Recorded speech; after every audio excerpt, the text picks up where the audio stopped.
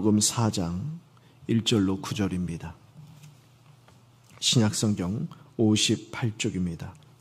마가복음 4장 1절부터 9절까지의 말씀 한 절씩 교독하겠습니다. 신약성경 58페이지 마가복음 4장 1절부터 9절입니다. 한 절씩 교독합니다. 예수께서 다시 바닷가에서 가르치시니 큰 무리가 모여들거늘 예수께서 바다에 떠있는 배에 올라 앉으시고 온 무리는 바닷가 육지에 있더라.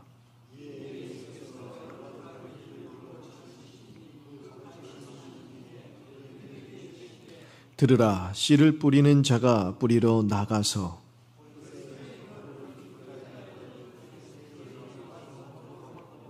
더러는 흙이 얕은 돌밭에 떨어짐에 흙이 깊지 아니하므로 곧 싹이 나오나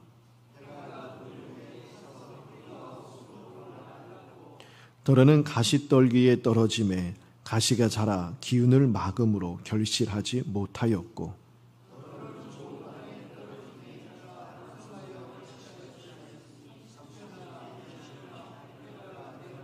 함께 읽겠습니다. 또 이르시되 들을 귀 있는 자는 들으라 하시니라. 아멘. 말씀은 하나님께서 하나님 나라의 복음을 씨를 뿌리는 자의 비유를 빗대어 설명해 주시는 내용입니다. 오늘 1절과 2절에 보시면 수많은 사람들이 예수님께로 모여들었습니다. 그래서 주님께서 바다에 떠있는 배에 오르셔서 사람들과 이제 거리를 두시죠. 가르치시기 위함입니다. 사람들은 예수님의 몸에 손을 대기만 하여도 내가 낫겠다 싶어서 수많은 사람들이 이제 몰려들었지 않습니까? 예루살렘, 유대뿐만 아니라 온 지역에서 많은 사람들이 몰려들었어요. 그래서 예수님께는 물론 병을 고치는 사역, 귀신을 내쫓는 사역도 중요합니다. 하지만 본질은 하나님 나라의 도래죠. 지금 마가복음은 계속해서 하나님 나라가 이 땅에 도래했다. 예수님이 이 땅에 오심으로 하나님 나라가 우리 가운데 임하였음을 이 복음을, 하나님 나라의 복음을 전해주신 이 사명을 잊지 않으셨다는 거예요. 그래서 가르치시기 위하여서 사람들에게서 지금 거리를 두고 지금 배 위에 선 것이죠. 그리고 이제 3절에서 8절까지 보면 이제 비유로 말씀해 주십니다. 어떤 사람이 나가서 씨를 뿌립니다. 근데 그 씨가 덜어는 길가에 뿌려집니다. 그러자 새들이 날아와서 다 먹어치우지요. 어떤 씨는 돌밭에 뿌려집니다. 싹이 나릅니다. 그런데 흙이 깊지 않아서 해가 뜨자마자 뿌리가 없어 말라 죽게 되지요. 어떤 씨는 가시밭에 떨어집니다. 잘 자라나 싶더니 가시에 찔려서 숨이 막혀서 가시가 숨을 틀어막아서 열매를 맺지 못하죠. 또 어떤 밭은 좋은 밭에 떨어져요. 그래서 뿌리를 내리고 줄기가 나고 또 열매를 맺되 30배, 60배, 100배의 열매를 맺는다 말씀을 해주세요. 그리고 이제 9절에 들을 귀 있는 사람은 들으라 말씀하시죠. 다른 사람들은 다 알지 못하도록 일부러 못 알아듣도록 어렵게 말씀하셨다는 뜻이 아니에요. 깨닫고자 하는 자는 깨닫게 된다는 말씀이 있죠. 오늘 이 비유를 보시면 동일한 씨가 뿌려졌습니다. 씨가 다른 게 아니에요. 다 똑같은 씨예요. 그런데 어떤 밭에서는 열매를 맺는데 어떤 밭에서는 열매를 맺지 못합니다. 무엇이 문제죠? 씨가 문제가 아니라 밭이 문제입니다. 밭의 환경, 밭의 상태에 따라서 다른 결과가 나타난다는 것입니다. 이 비유에서 씨는 하나님의 말씀을 가리킵니다. 그리고 밭은요, 우리 마음을 가리키는 것이죠. 길가에 뿌려진 씨는 말씀을 듣자마자 새들이 와서 먹어치우지 않습니까? 그럼 말씀을 받아들이지 않는 마음의 상태를 의미하는 것입니다. 말씀을 듣자마자 거부하는 거예요. 하나님의 말씀의 진리가 아니라 내 생각의 진리인 것이죠. 이런 사람들에게 중요한 것은 진리가 아니라 진리입니다. 하늘이 중요한 게 아니에요. 땅이 중요한 것이죠. 진리를 결정하고 옳고 그름을 결정하고 또한 살 길을 결정하는 것은 바로 내 생각이고 경험이고 나의 판단인 것이죠. 또한 돌밭에 뿌려진 씨는요, 복음을 듣긴 듣습니다. 기뻐함으로 들어요. 왜냐? 복음이 예수 그리스도가 나의 부족함을 채워주고 나를 보호해 줄 것 같아서 복음을 받아들인다는 것이죠. 그런데 복음을 듣고 나니 예수님께서 말씀하시기를 십자가를 지고 나를 따르라 하시는데 나를 따라오라 하는 길은 좁고 협착한 길이에요. 그러니 돌아선다는 거예요. 예수님을 믿고 따라가긴 하는데 내가 기대한 것과는 다른 상황이 펼쳐지니까, 즉 환난이 오고 공고함이 오고 어려움이 찾아오자 그냥 돌아서 버린다는 것이죠. 또한 가시밭에 뿌려진 씨는요, 말씀을 듣고 예수님을 간절히 사모하기는 합니다. 하지만 하나님과 세상 사이에서 줄타기 하는 마음을 여전히 버리지 못하는 것. 세상에 대한 미련이 아직 너무 가득한 것이죠. 세상의 염려와 유혹과 욕심이 찾아오면 무너지고 만다는 것입니다. 좋은 땅에 뿌려진 씨는요, 말씀을 듣고 말씀을 쫓아 나아가고 말씀대로 행함으로 말씀의 열매를 충만하게 맺는다는 것이죠. 여러분, 오늘 이 말씀의 이 비유는요, 불신자를 가리키는 것이 아니에요. 우리들의 마음밭을 표현하는 것입니다.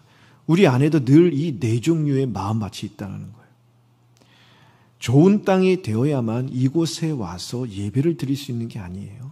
이곳에 와 앉아 있다고 우리가 다 항상 옥토라는 것이 아니라는 것이죠. 기쁨으로 말씀을 받는다고, 예배 가운데 은혜 충만하다고 우리의 마음밭이 다 좋은 땅이다라는 것은 아니라는 것입니다.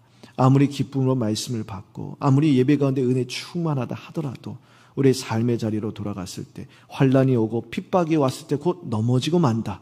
우리의 마음밭은 돌밭과 같은 거예요.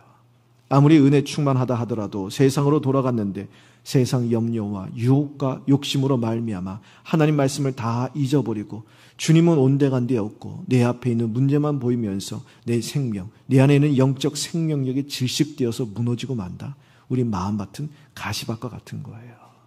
그러니 우리는 하루에도 수십 번씩 길가와 같은 밭, 돌밭과 같은 마음 상태, 가시밭과 같은 마음 상태, 때로는 옥토와 같은 마음 상태를 하루에도 수십 번씩 왔다 갔다 하는 거예요. 한 번 옥토가 되었다고 해서 계속 옥토가 아니에요. 한 번 길가가 같다고 계속 길가가 아니라는 거예요. 수십 번씩 우리의 마음 상태가 이렇게 왔다 갔다 한다는 것입니다. 문제가 뭡니까? 씨가 문제가 아니에요. 우리 심령 가운데 뿌려지는 하나님의 말씀이 문제가 아닙니다. 그 말씀을 받는 우리의 마음, 우리의 심령이 문제라는 것입니다. 하나님을 향하여 닫혀있는 마음, 그래서 하나님 말씀을 받아들이지 않는 그런 마음이 문제인 것이죠. 하나님 말씀을 받기는 받는데 시련이나 고통이 오면 흔들리는 얕은 마음밭이 문제인 것입니다. 이 세상의 괴로움과 유혹에 쉽게 빠져서 하나님 말씀을 곧 잊어버리고 마는 메마르고 강팍한 마음 상태가 문제라는 것입니다. 처음부터 옥토와 같은 좋은 마음밭을 가지는 분은 드뭅니다. 거의 이렇게 찾아보기 쉽지가 않아요. 길가와 같고 돌밭과 같고 가시밭과 같을지라도 성령께서 그 묵은 밭을 다 기경해 주시고 갈아엎어 주실 때에 우리의 마음이 옥토와 같이 기경되는 것이죠. 그럴 때 하나님의 말씀, 주님의 이 복음의 말씀이 우리 심령 가운데 잘 새겨져서 귀한 결실을 맺게 되는 것입니다. 그렇게 우리는 날마다 성령께서 우리의 길가와 같은 돌밭과 같은 가시밭과 같은 묵은 우리의 마음 상태를, 우리 심령을 갈아엎어 주시길 위해서 간절히 구해야 하는 것입니다. 성령께서 우리의 마음밭을 기경하지 않잖아요. 그러면요, 누가 기경하느냐? 사탄이 기경하는 거예요. 사탄이 갈아엎어 버리는 거예요. 한번 옥토와 같다고 영원한 옥토밭이 아니에요. 계속 성령을 의지하지 않으면 어제 옥토와 같았을지라도 오늘 사탄이 나의 마음밭을요, 가시밭과 같이 돌밭과 같이 길과 같이 다 갈아엎어 버리는 것입니다. 그렇기 때문에 우리 모두 어려움과 고단함 속에서도 늘 좋은 마음밭 주시기를 구해야 하는 것입니다. 하나님 말씀을 순간적으로 듣고 마는 것이 아니라 말씀을 지속적으로 잘 듣고 심령에 새기며 성령께서 깨닫게 해주시고 깨달은 말씀대로 잘 행할 수 있도록 좋은 마음밭 주시길 위해서 오늘도 우리가 간절히 구하게 되기를 바랍니다. 그래서 하나님 향한 우리의 마음이 온전히 열려서 하나님 말씀이 우리 심령 가운데 말씀의 믿음의 뿌리를 깊이 내려 주님을 사랑함으로 주님 뜻대로 행하여 오늘 또한 일평생 말씀의 열매를 100배나 거두는 복된 삶을 사는 저희 모두 되기를 간절히 바랍니다. 기도하겠습니다.